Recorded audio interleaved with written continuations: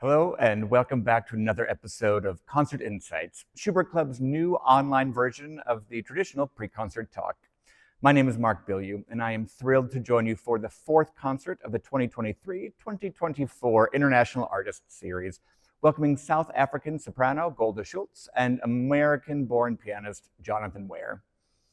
For their Schubert Club debuts, the duo opens with a set of Schubert songs. The first two, Am See and Auf dem Wasser zu singen, are water-inspired classics of this organization's namesake. The final in the group, Viola, is a bit more controversial, clocking in at 15 minutes with a total of 19 stanzas. The work was a collaboration between Schubert and his longtime friend and collaborator, Franz Schober. Schober was notorious for encouraging Schubert's 1822 visit to a brothel, which would ultimately prove to be a fatal encouragement. They sought to create a ballad of a lovesick and abandoned flower. Personally, I find this one of the more compelling experiments of Schubert. The musicologist Sir Donald Tovey wrote, "Viola is, quote, by far the most perfect and beautiful of all the long episodic songs of Schubert, saying that the sentimentality of Schober's lyrics naturally elicit a very effective musical structure." Golda and Jonathan then offer another group of water-inspired songs, this time by Clara Schumann. Her setting of Wilhelm Gerhard's Am Strande, and then her iconic Die Lorelei. The first of these was part of a set of 3 songs she gifted her husband for their first Christmas together. Writing in her 1840 diary, she said, "Whenever Robert went out, I spent my time in attempts to compose a song, which was always his wish. And I finally succeeded in completing 3, which I will present to him at Christmas." 2 years later, on June 3rd of 1843, she crafted Die Lorelei, which tells the familiar story of those dangerous sirens of the Rhine, luring ships to their nautical death. Now, it's unclear if Clara knew of, or perhaps even played the setting of the same poem by Franz Liszt. They certainly knew each other, which was written just several years earlier. What is interesting is how these two approach the story. Liszt centering on the demise of the sailors, and Clara Schumann centering the triumph of the Rhine maidens.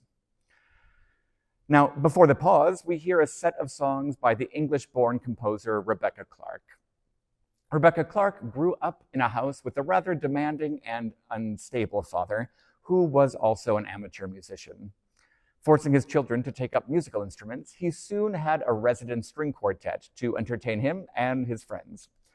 Rebecca was the only child to really take to it and developed an interest beyond just playing the violin. She wanted to compose. Now, despite constant derision from her father, she continued to write songs in her early teens and into her 20s. As family lore had it, her father met Sir Charles Stanford in a train car, and shortly afterwards decided to send him a few of Rebecca's songs, certain that the esteemed composer and pedagogue would deride them, finally giving the father the confidence of his convictions and put a stop to his daughter's composing ambitions once and for all.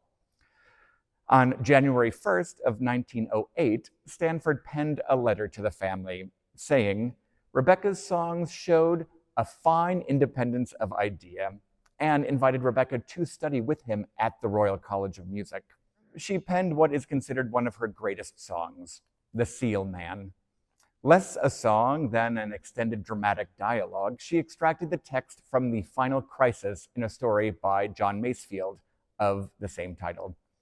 Here we see the letter of agreement between Masefield and Clarke, giving her permission to set his text for 8 guinea, which is approximately $411 in today's US currency.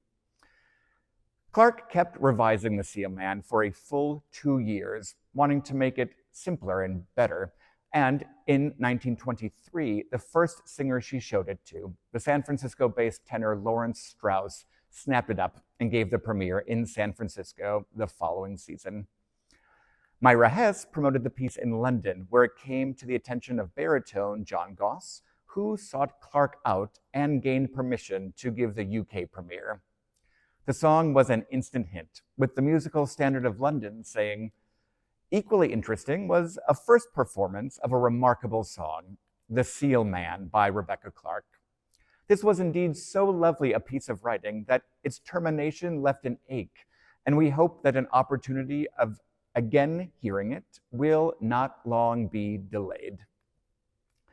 Clarke's other two songs featured on this program are a set of William Blake poems, Tiger, Tiger, and The Cradle Song. In 1929, she sent them both off to her publisher, Oxford, to be published together. But Oxford only wanted to publish Cradle Song, likely because the technical demands of Tiger, Tiger made the set commercially unappealing. So she pulled them both from Oxford and attempted to get them published elsewhere. We're unclear as to what happened after that, but we do know that she eventually allowed Oxford to publish Cradle Song in 1929 separately. It wasn't until 2002 that they reissued the publication alongside Tiger, Tiger, marking Tiger's first publication and the first time Clarke's vision for her Blakean foils was realized. In total, Rebecca Clarke wrote over 60 songs, which are just now being offered to wider audiences. It is a total treat to hear her work on this program as they close out the first half. Strauss opens the second half of the exceptional program we are hearing today. His 4 songs of Opus 27 were crafted as a wedding present to his wife, the soprano Pauline Diana, and gifted to her on September 10th of 1894. Notable here is the parallel creation of the poem Cecilia, which was penned by the poet Heinrich Hart on the eve of his own wedding to his wife, Cecilia Hart. The set concludes with one of Strauss's most recognizable lieder, Morgan. The concert closes with a new work by Kathleen Tagg, with text by Lila Palmer. Golda Schultz and Jonathan Ware commissioned both the text and the musical setting for the set, This Be Her Verse.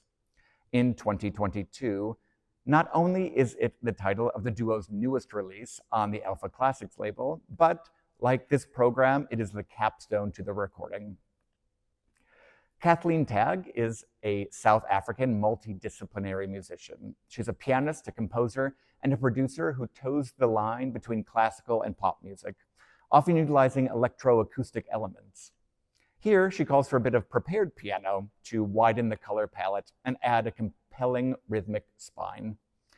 The work had its premiere in April of 2021 and was hailed by the Washington Classical Review as, quote, a brutal, honest sampling of a woman's perspective on married life and motherhood, a howl of indignation.